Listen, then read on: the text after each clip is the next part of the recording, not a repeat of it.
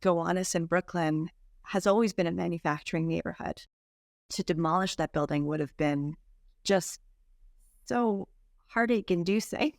It just has these amazing industrial details, and the building was really well built. It just had suffered quite a bit.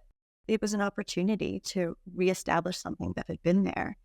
I think it was a really special, unique set of circumstances that this building was able to be preserved. I think it would be hard for a private developer to look at this project, look at the remediation requirements, what it would take to save that building and say, yes, I can see how I'm going to make a profit out of developing this.